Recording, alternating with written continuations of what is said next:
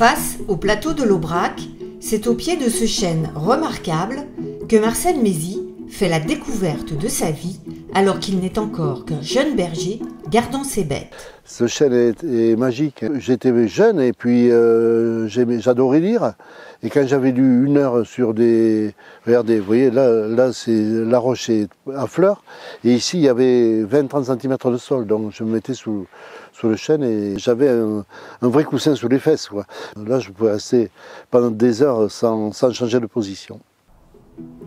Son confort une fois assuré, l'adolescent aurait pu en rester là, mais c'était sans compter avec son esprit de curiosité. Je disais, bon, comment ça se fait?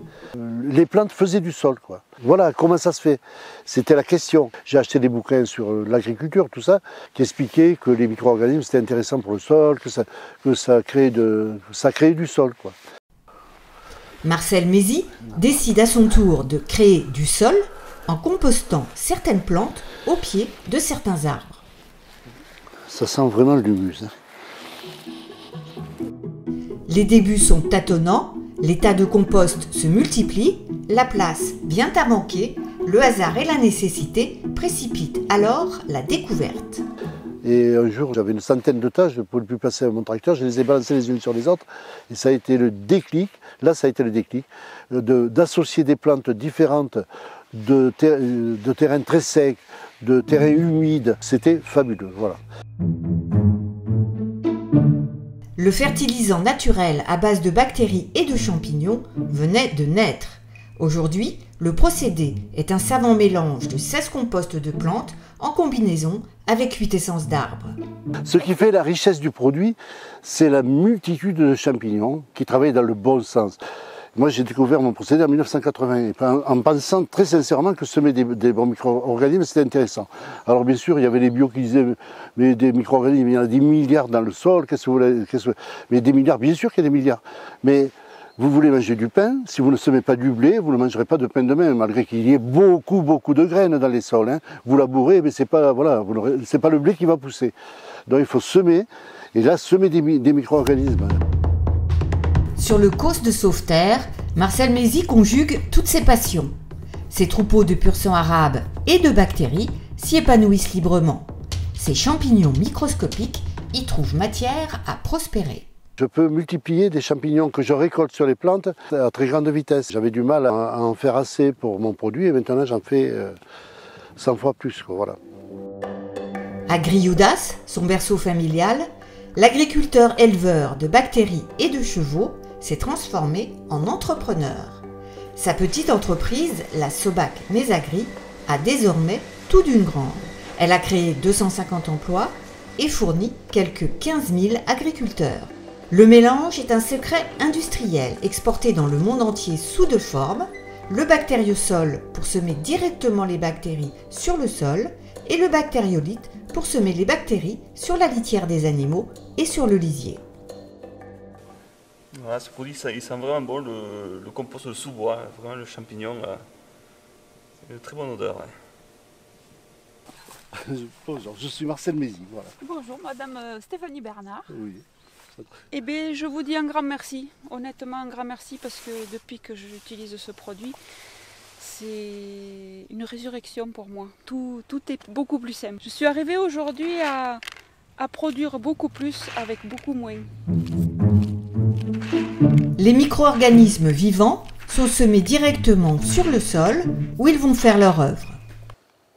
Ça sent bon, ça sent le chocolat, c'est super agréable à épandre. Contrairement aux engrais chimiques d'avant, que la moindre plaie, on chantait quand on les pendait, puisque moi j'épand tout à la main.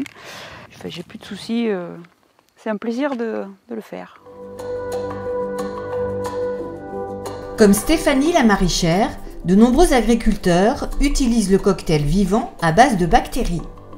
À Bozoul, dans l'Aveyron, les frères Cos sont éleveurs bio de vaches Aubrac. Ils utilisent le produit depuis près de 40 ans. Leur troupeau de mères gestantes est passé de 90 à 140 têtes. On nous avait prédit que nous allions diminuer le nombre d'animaux et en fait ça a été le contraire. On a augmenté le nombre de vaches sur la même surface tout en augmentant la qualité et l'action sur l'environnement. Je pense que c'est un message tronqué que de dire que pour produire bien, il faut produire moins. On peut avoir des garanties de productivité en maintenant un niveau de qualité et d'exigence environnementale supérieur. Frédéric Bousquet, céréalier dans l'Aveyron, a abandonné le tout chimique en 2008. Il a progressivement cessé l'élevage de brebis pour ne conserver que les céréales. Je suis passé en bio et j'ai utilisé le bactério à la fois. Donc les deux m'ont aidé financièrement. Voilà. Donc j'ai acheté moins de produits chimiques, moins de désherbants, moins de produits de traitement pour les céréales. Et en plus, j'ai vendu mieux mes produits. C'est-à-dire que je vendais le lait à 1,40 € au lieu de le vendre à 1 €. Je vendais mes céréales pour des boulangers, des blés meuniers le double. J'ai fait du colza qui vaut le double aussi. Et finalement, pas beaucoup de baisse de rendement, quoi. À Marcillac, Christian Gervas est à la fois éleveur et vigneron. Il est vrai qu'au départ, on n'était pas équipé pour répandre ce produit-là, notamment sur les prairies que l'on a. Et c'est vrai qu'il y avait une différence parce que là où c'est qu'on était passé, ça s'y connaissait, et là où c'est que ça avait foiré, l'herbe était vraiment courte, quoi. Et donc en vigne, après on s'est mis à mettre sur la vigne. Et sur la vigne, je pense que ça a permis de faire donc moins de traitements. Si on dépense moins d'argent sur les produits et tout, automatiquement, le portefeuille, il s'en ressent. Il y a plus d'argent dans le portefeuille. Comme Stéphanie, la maraîchère de Cordes-sur-Ciel, beaucoup d'agriculteurs étaient dans une impasse. Honnêtement, aujourd'hui, si je n'avais pas commencé le bactériocide, je ne sais pas où je serais. Parce qu'au départ, il fallait que j'augmente les surfaces et que j'augmente ma capacité de stockage en eau pour pouvoir arriver à produire correctement et à pouvoir en vivre. Aujourd'hui, de la surface, j'en ai trop. Et j'ai la même qu'au départ. J'étais en bout de course, voilà. J'étais endetté, j'avais une espèce d'usine à gaz, toute ma ferme, parce qu'on avait quand même beaucoup de brebis, beaucoup d'agneaux d'engraissement. Donc j'étais en bout de course et il fallait que je change mon système, ou sinon c'est moi qui n'allais pas tenir, ça c'est sûr. Et ça s'est arrangé finalement assez rapidement. J'ai eu cette chance-là. J'étais en chimique avant, totalement chimique, mais je savais que mon sol, il y avait quelque chose qui n'allait pas, quoi. Je voyais mes légumes, quand il y en avait un coup de chaleur, un coup de sec, mes légumes ils dépérissaient, quoi. Ils changeaient de couleur, on voyait qu'ils dégradaient. Et je me disais, il y a quelque chose à faire. Et je me suis posé la question pendant un moment, est-ce que je passais au bio? Qu'est-ce que je fais? Qu'est-ce qu'il faut que je change? En ayant toujours la peur d'avoir encore moins. Et puis j'ai une amie dans un groupement de producteurs qui m'a conseillé, mais pourquoi tu n'essayes pas le bactériosol? Bon, elle m'avait un peu expliqué le concept. Tous ces agriculteurs étaient au départ très méfiants. Il y avait mon beau-père qui était assis sur le banc. Il disait, ouais écoute, regarde, avec tes marchands de vent là, moi j'y crois pas. J'ai dit écoutez, on va quand même essayer, on verra bien. Je vous avoue honnêtement, aujourd'hui on en rigole, mais je vous avoue honnêtement que la première fois où je les ai vus, où ils m'ont fait leur petit compte rendu, là, je me suis pensé, mais qu'est-ce que c'est ces deux là qui veulent me vendre de la poudre de perlimpinpin? Je me suis dit, mais pour moi, ils me racontaient n'importe quoi. Ils me racontaient encore un commercial qui veut me vendre je sais pas quoi. Mais je me suis dit, j'avais rien à perdre. Je n'avais vraiment rien à perdre et il fallait que je dis, ça coûte rien d'essayer après tout. Donc j'ai essayé, mais sur les cultures les plus compliquées. Donc j'ai pris de la carotte, j'ai pris de la salade, j'ai fait différents essais sur différents légumes comme ça. Et j'ai fait moitié-moitié. J'ai fait moitié bactériosol et moitié chimique. Donc les parcelles n'étaient pas éloignées, elles étaient juste à côté. J'ai dit comme ça, tu verras s'il y a une différence. Au bout de quelques mois, j'ai vu la différence. Même sur la carotte, J'ai vu la carotte en chimique, et j'ai presque pas pu en ramasser cette année-là parce qu'on a eu un automne très chaud et très sec. Alors que la carotte à bactériosol, j'en ai ramassé, elles étaient excellentes au goût, les clients étaient contents. J'avais déjà des premiers retours qui me disaient « mais vous avez fait quelque chose là ». Et dans l'année d'après, je suis passée à 100%, j'ai dit si c'est ça, si ça marche sur ces cultures-là, ça doit marcher sur tout. Donc je suis passée totalement en bactériosol, le chimique j'ai totalement abandonné, je n'ai plus à en entendre parler. Pour mieux observer cette vie du sol invisible à l'œil nu, Marcel Mézy est allé jusqu'à créer un laboratoire ultra moderne dans son village de Grioudas. Ici, avec toute son équipe de scientifiques, il apprend à mieux connaître ses bactéries et ses champignons pour mieux les multiplier. Pauline Blanquet, la maîtresse des lieux, est docteure en biologie. Ce qui fait la force du produit, c'est la diversité microbienne qu'on retrouve. C'est vrai que on peut trouver des produits avec 1, 2, voire une dizaine, vingtaine de souches bactériennes, de champignons dans un produit. Mais là, vraiment, ce qui fait la force, c'est qu'on peut parler d'écosystème puisqu'on a identifié, donc, grâce à un séquençage ADN avec l'INRA de Toulouse, 28 000 souches donc de bactéries, de champignons, de virus, de microalgues contenus dans le produit. Donc il faut bien comprendre que chacune de ces souches, elles ont quand même une fonction.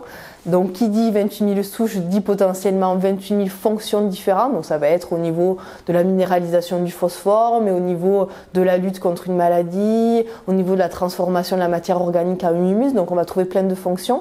Toutes ces fonctions, l'agronome Erwan Alain n'en finit pas de les découvrir.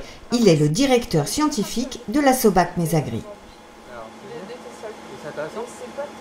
Marcel a sélectionné des micro-organismes qui sont très efficaces pour recycler tous les éléments de l'air et du sol et les rendre disponibles pour la plante pour qu'elle puisse s'en nourrir.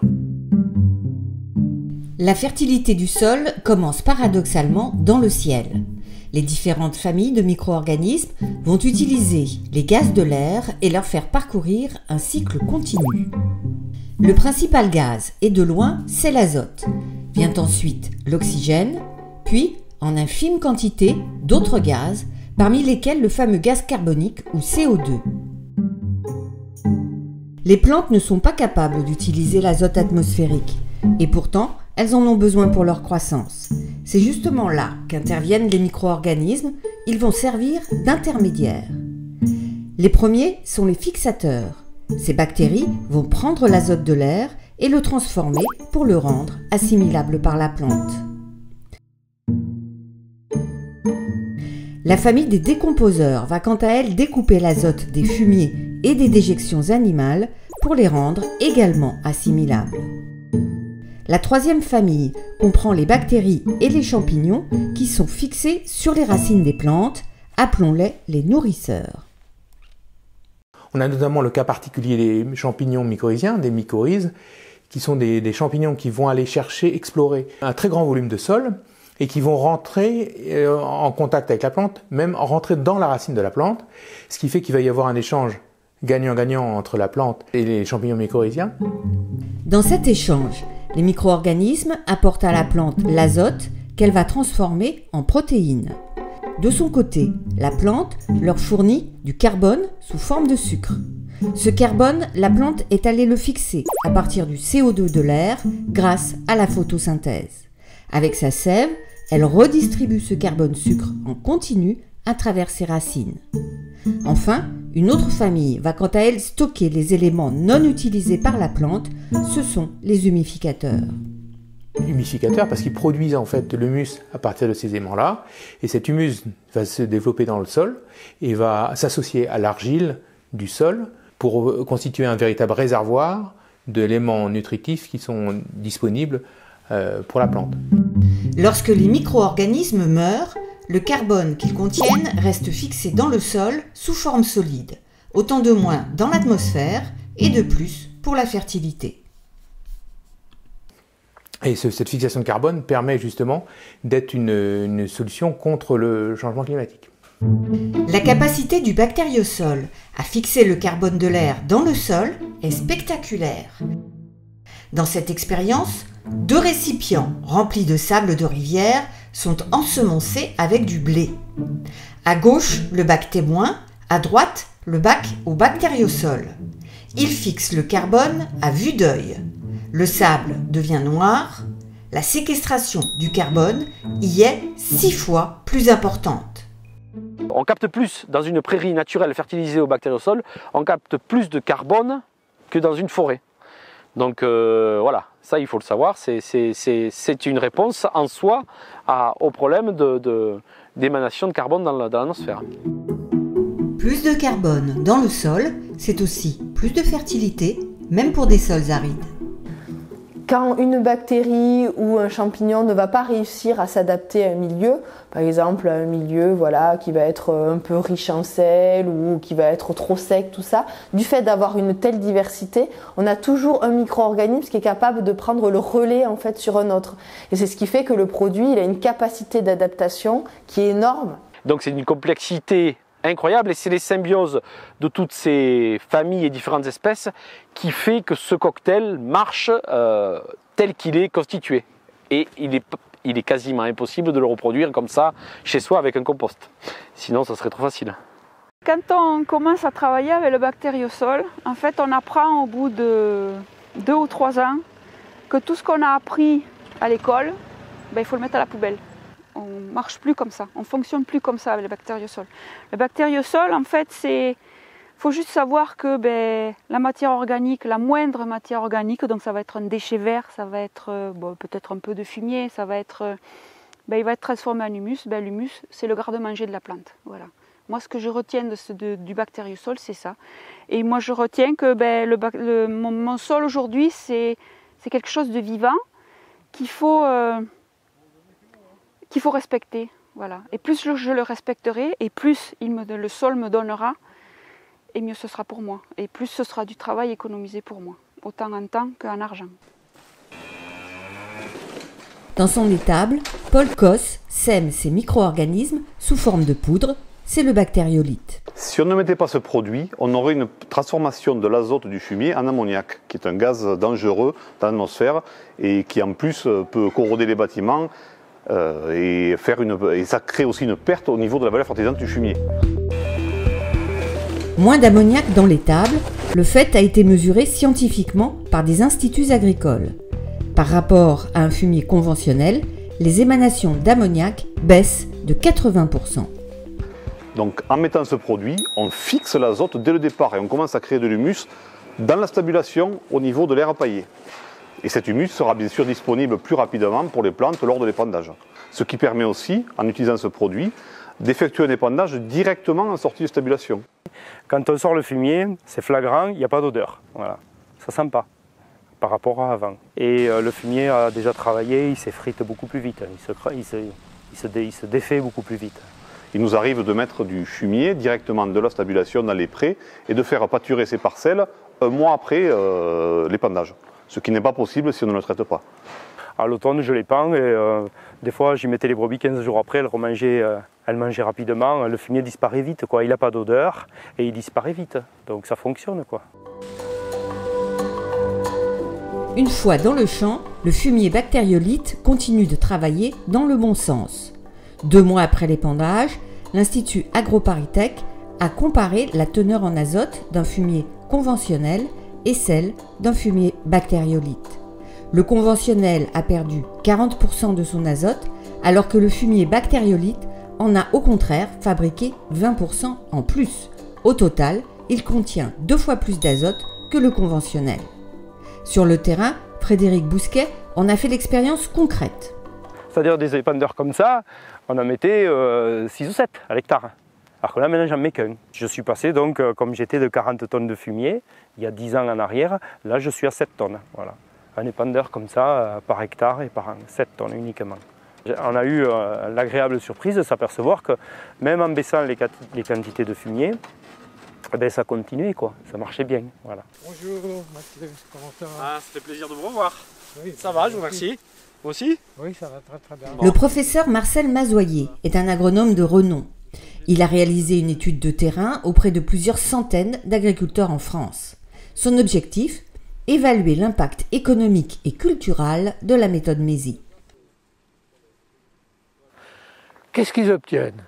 Numéro 1, dans tous les cas de figure, ils font jeu égal en matière de rendement avec les non-utilisateurs les plus chimisés et les plus performants. Ce qui est quand même déjà pas mal, ça veut dire qu'on passe d'un système agrochimique à un système agrobiologique, on va dire pour simplifier, qui est aussi performant en rendement brut. La quantité est donc bien au rendez-vous. C'est le cas notamment pour les frères Cos, malgré un sol parfois ingrat. Ici, l'exploitation est sur un sol argilo-calcaire à 600 mètres d'altitude, avec des sols peu profonds, caillouteux, donc avec des potentiels agronomiques relativement faibles. Et malgré tout, cette année, nous avons récolté un métail, donc un mélange céréalier avec un ajout de protéagineux. Nous avons récolté 7,5 tonnes à l'hectare, alors que la moyenne dans notre région est d'environ 4 tonnes hectare. Donc on voit un gain de production énorme. Voilà, avec la simple fertilisation du bactériosol et du fumier traité au bactériolite. À consommation égale en calories végétales, les animaux ont souvent un meilleur rendement en lait et en viande. Quand j'avais les brebis laitières, on m'avait dit, quand tu vas passer en bio, tu vas perdre de la quantité de lait par brebis. Et bien, en fait, non, on a même augmenté les quantités par brebis, même en baissant même un petit peu le tourteau. Ces bons résultats sur la quantité se sont aussi accompagnés de performances sur la qualité. J'ai beaucoup de retours avec les clients du marché, donc là c'est des clients directs. Ils me disent beaucoup qu'il y a beaucoup plus de sucre que tout ce qui est tomates, carottes, tout ce qui est légumes racines et légumes fruits, c'est beaucoup plus sucré, beaucoup plus ferme aussi. Ils me disent c'est pas dur mais c'est ferme, les légumes sont fermes et ils se conservent après sur la durée. Une salade, ils vont me dire qu'elle se conserve toute la semaine sans bouger, sans rien du tout au fond du frigo. J'ai beaucoup de personnes qui font de la restauration rapide, qui me prennent. La première fois, ils sont sceptiques. Je dis, oh, mais elle ne le conservera pas. Et puis après, les autres semaines, ils reviennent. Si, mais prenez, on va vous donner. Donnez-moi 20 salades, 24 salades. Et puis, je fournis aussi des petites épiceries locales. Et cette année, je me suis aperçue qu'une d'elles me prenait le double en quantité. Alors, en parlant comme ça avec elle, on lui a demandé pourquoi elle me prenait autant cette année par rapport aux autres années. Si elle avait, peut-être qu'elle avait beaucoup plus de monde dans son épicerie. Et elle m'a dit que non, en fait, que ce n'était pas dû au monde qui fréquentait son épicerie.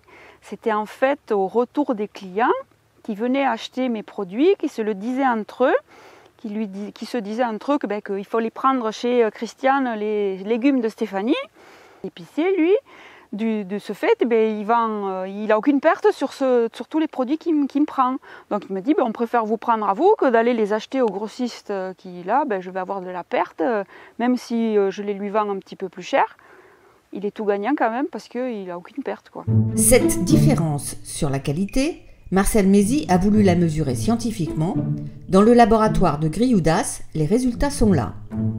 Bon, sur une expérimentation, on a utilisé donc des poules qu'on a divisées en 2 lots. Un lot ces poules étaient alimentées avec de l'aliment issu du bactériosol et l'autre lot était des poules donc alimentées avec de l'agriculture, on va dire conventionnelle, donc avec des engrais chimiques.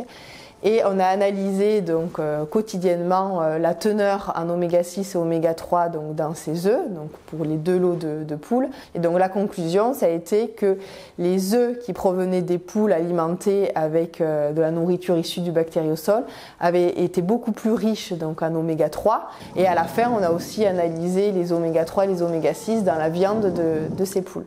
Et on a trouvé qu'il y avait à peu près 2 fois plus d'oméga 3 dans la viande de poule, qui étaient donc ces poules alimentées avec du métail issu du bactériosol. La santé des hommes commence d'abord par celle du sol.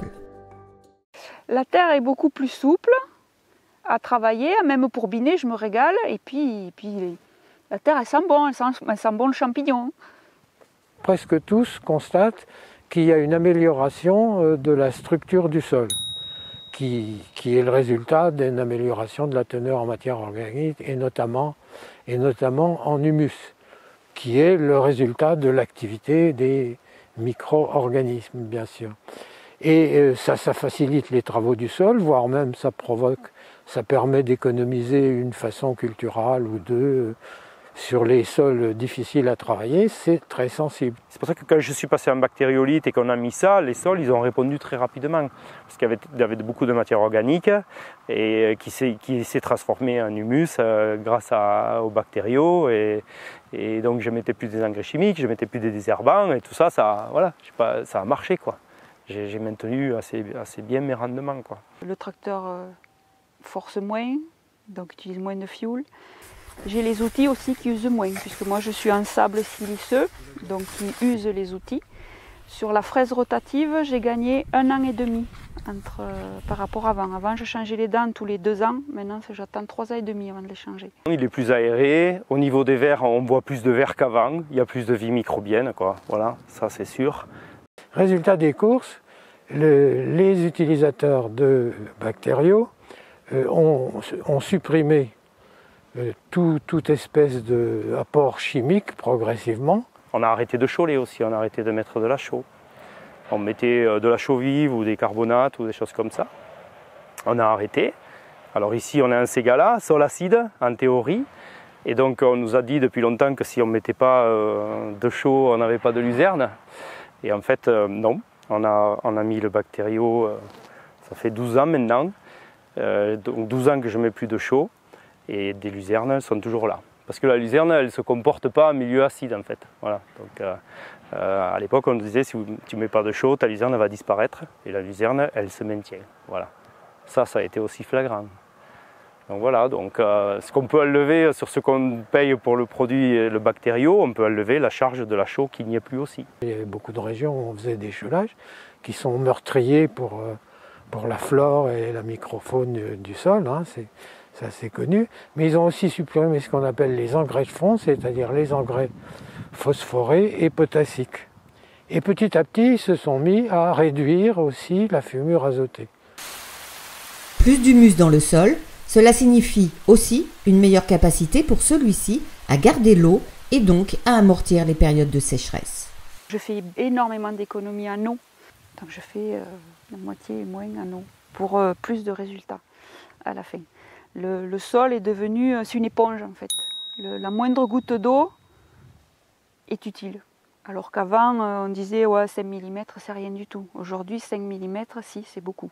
Le sol est capable de l'absorber et de la restituer à la plante. Quand on mettait beaucoup de produits chimiques, de l'ammonitre, qu'on désherbait et tout ça, l'été quand c'était sec, la terre séchait, on avait des prairies comme ça, des fois qui disparaissaient l'été et qu'il fallait ressemer à l'automne. Quand on est passé en bactério, en fait les années de sécheresse qu'il y a eu après, on a été surpris à l'automne que finalement ça reverdissait, la prairie n'avait pas disparu, elle avait tenu à la sécheresse et tout ça. Ce qui nous a le plus surpris, ça a été cette résistance à la sécheresse d'entrée, la diversité des prairies, quoi. Il y avait toujours du trèfle, des légumineuses qui restaient présentes alors qu'elles disparaissaient quand on mettait des engrais chimiques. Si j'arrosais aujourd'hui comme je faisais avant, j'engorgerais mon sol et mes plantes elles seraient asphyxiées au niveau des racines.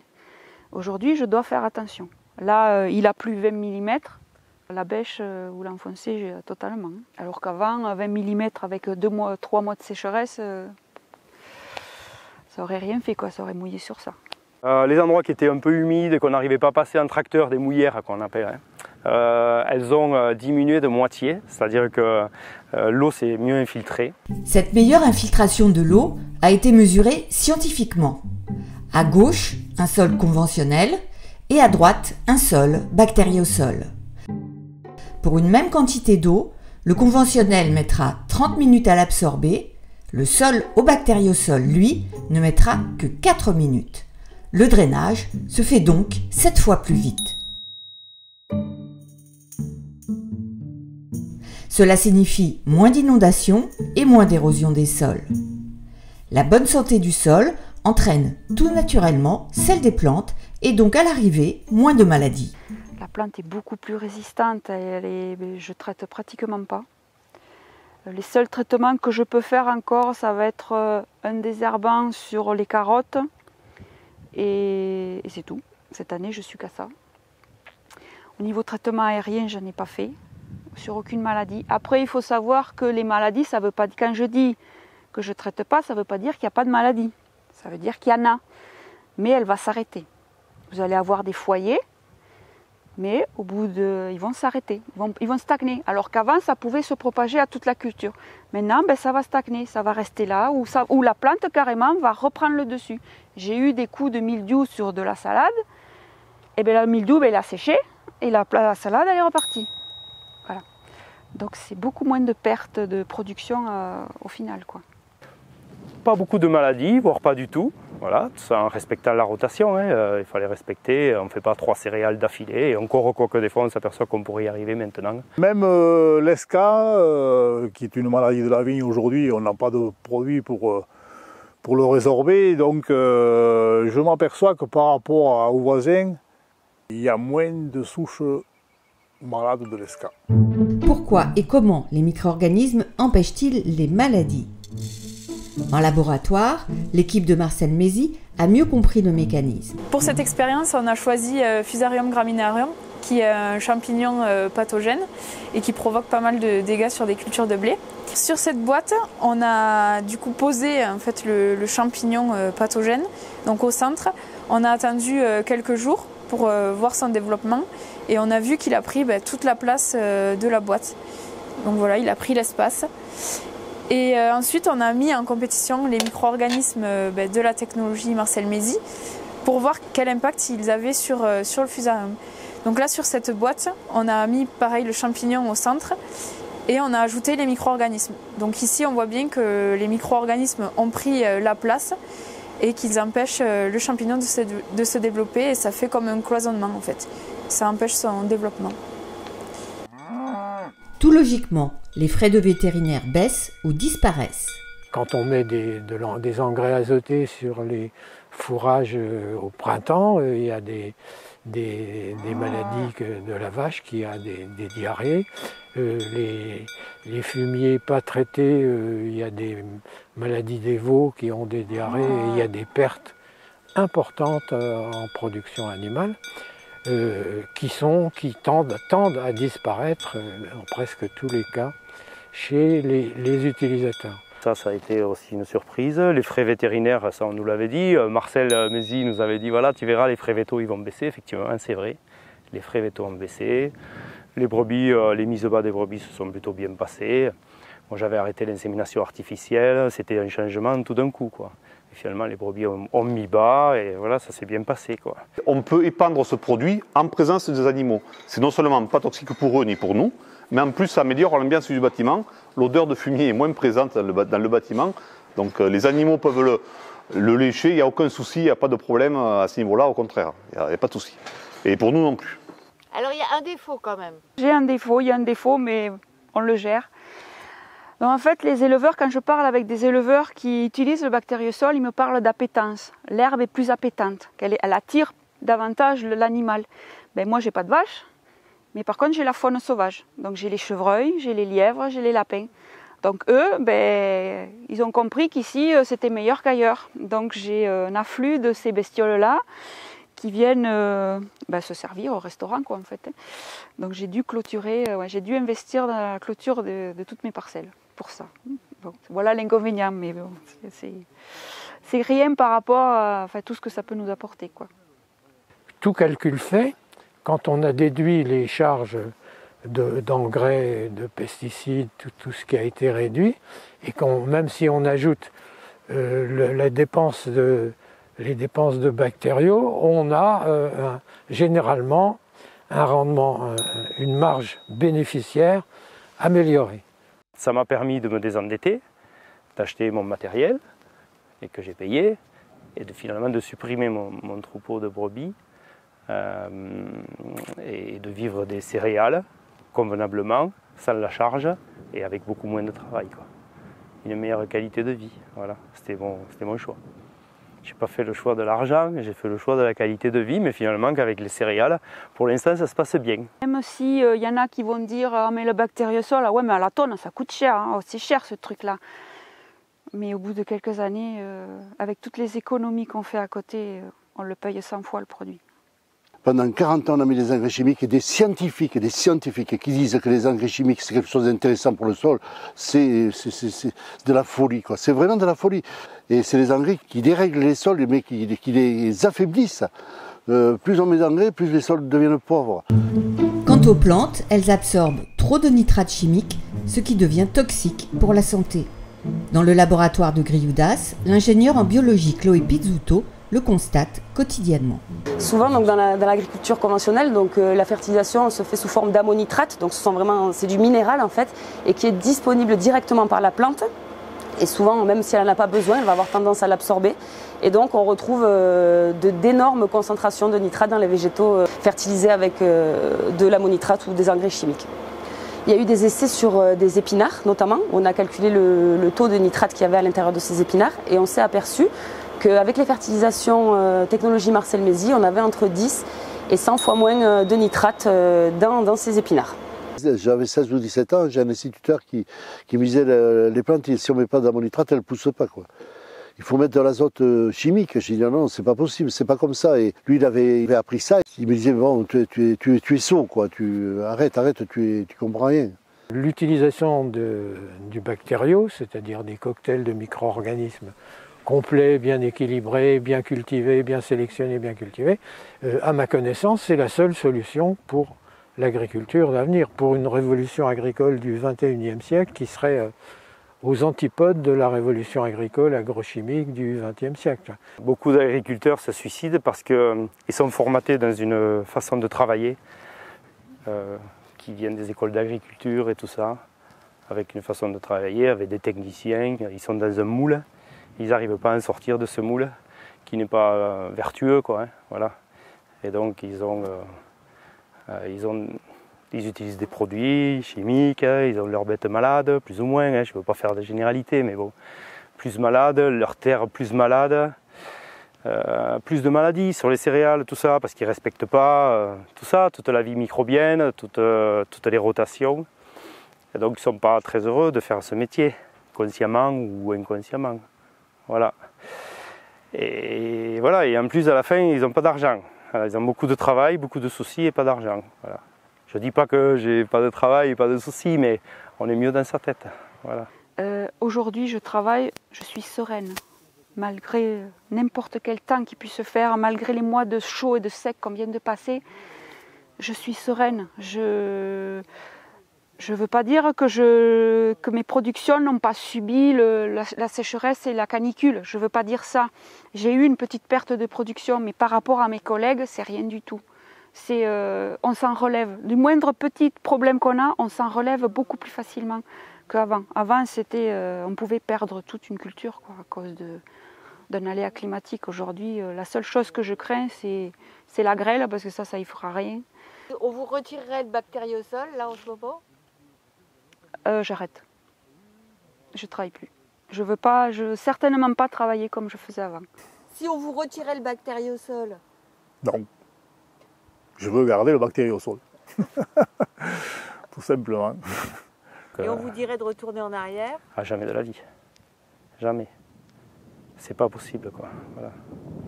Je pourrais pas, enfin, voilà, ce serait... déjà économiquement, retourner en arrière, c'est une aberration. Il faut en sortir pour le comprendre. Et bon, puis dans ma tête, et puis... voilà, non, ce ne serait pas possible, quoi.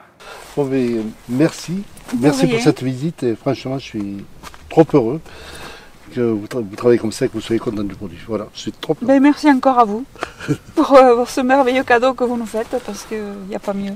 Enfin, moi, je suis adepte maintenant, je ne change pas. Rencontrer des agriculteurs avec un moral au beau fixe, voilà de quoi réjouir Marcel Mézy. Son travail est loin d'être terminé, les perspectives offertes par son fertilisant naturel et vivant sont immenses, les bactéries n'ont pas dit leur dernier mot, elles murmurent toujours à l'oreille de notre paysan chercheur et réciproquement.